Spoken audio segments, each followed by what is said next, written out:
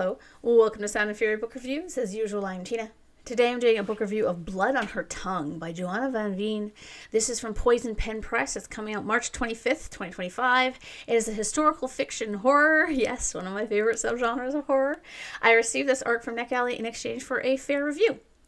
Unsettling, atmospheric, and quick-paced, Blood on Her Tongue is both a subtle creature feature and a cathartic takedown of period-specific misogyny. What is it about? I'm in your blood and you are in mine. The Netherlands, 1887. Lucy's twin sister Sarah is unwell. She refuses to eat, mumbles nonsensically, and is increasingly obsessed with a centuries-old corpse recently discovered on her husband's grand estate. The doctor has diagnosed her with temporary insanity caused by a fever of the brain.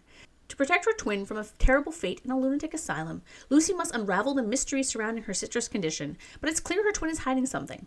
Then again, Lucy is harboring secrets of her own, too. Then the worst happens. Sarah's behavior takes a turn for the strange. She becomes angry and hungry. Lucy soon comes to suspect that something is trying to possess her beloved sister. Or is it madness? As Sarah changes before her very eyes, Lucy must reckon with the dark, monstrous truth or risk losing her forever. Is this a vampire story? Yes and no. If you're fresh off the Nosferatu train, you will probably really enjoy this. But it's not a vampire derivative. It's something less specific than that, and I think that's one of its greatest strengths. But the mood, the vibes, the tone, the atmosphere, totally gothic, totally. As an aside, I adored Nosferatu. Of course, given the only romance I read, aside from the odd lesbian sci-fi, is Monster Fucker, I was like totally on board. My husband and I went to saw it on our anniversary last month, and afterward he was like, that was interesting. And I was like, oh my god, so blah, blah, blah, blah, blah, blah, blah, blah, blah. I also cried for like 10 minutes during a certain part of the movie. Anyway, to reroute back, while Nosferatu did pass the Bechdel test, this book is all about women. In truth, there are 2 men in the novel, though granted there are maybe 5, maybe 6 women, so it's not like the cast of characters is huge. And both represent dudes on the spectrum of bad guys. You have one who is a sleaze and sees women as disposable, and then you have the white knight guy who thinks he's a good guy, but is using that persona to manipulate people. Back in the 1880s, as a woman, sometimes in order to provide for yourself, given you generally weren't allowed to support yourself financially, you had to choose between Dick A or Jerk B. While this doesn't seem to have much of a purpose in the story for most of it, like it's not like this is a big part of the story, aside from minor interpersonal conflicts here and there, it really comes in near the end in a way that is immensely satisfying. And I thought that was very clever because it seems like it's just kind of part of the setting. But no, it's more than that. In truth, how the male characters react to the women, in particular the sisters, is what carries the is she crazy or is this real tension in the novel.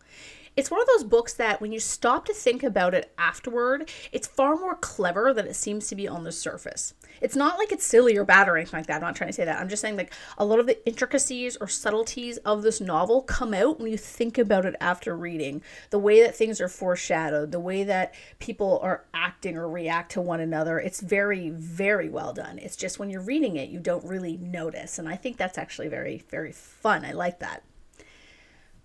I will admit, though, the kind of crazy or not aspect, while not the same at all as in My Darling Dreadful Thing, did feel a bit kind of too close to the theme of that novel.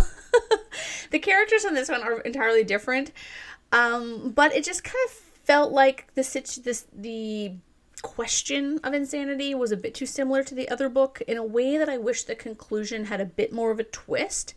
That is the only kind of critique I have of the book. I'm not going to get into it for fear of spoilers. I just was kind of like, oh, I kind of saw this already. And I kind of wish that it had gone... I mean, I don't know if that's actually fair to say because the whole thing about My Darling Dreadful Thing is the fact that you're not sure.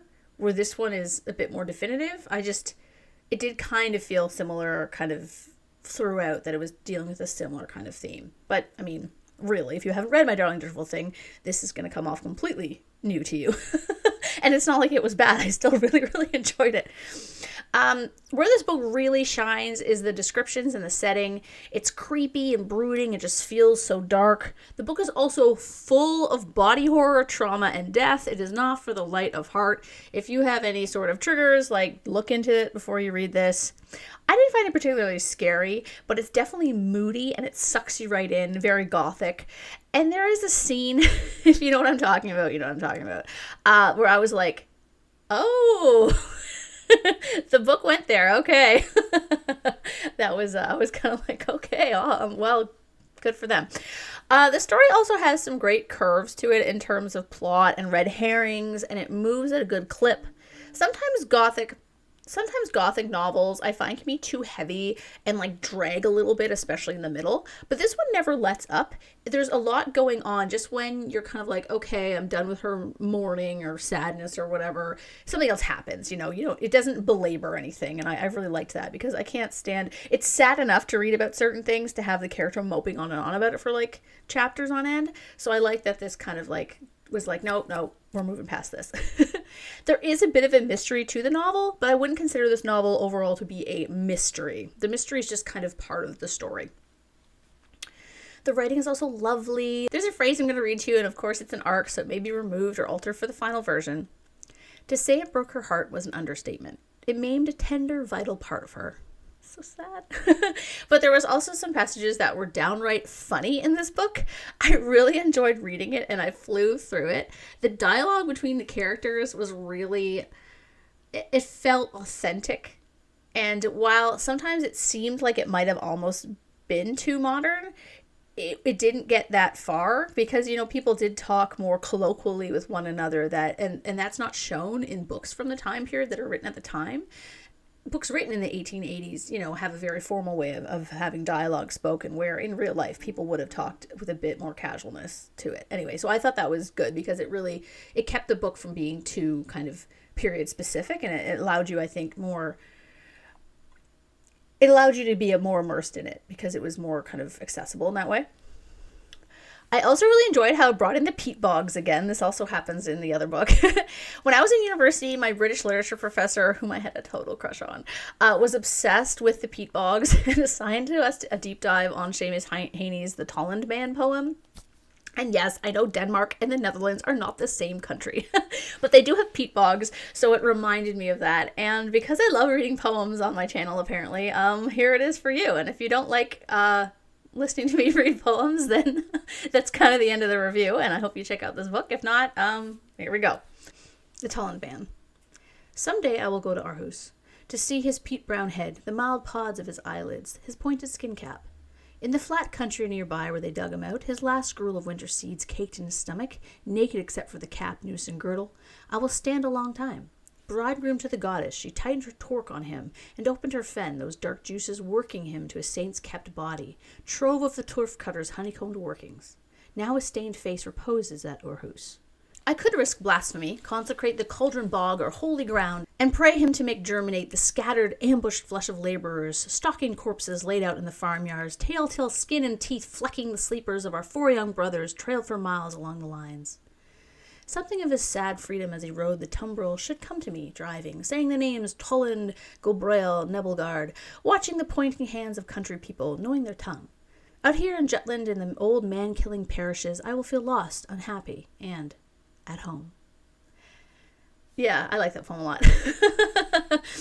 So yeah, if a book makes me think of a poem, it's a good book. That's kind of a very subjective way that I look at it.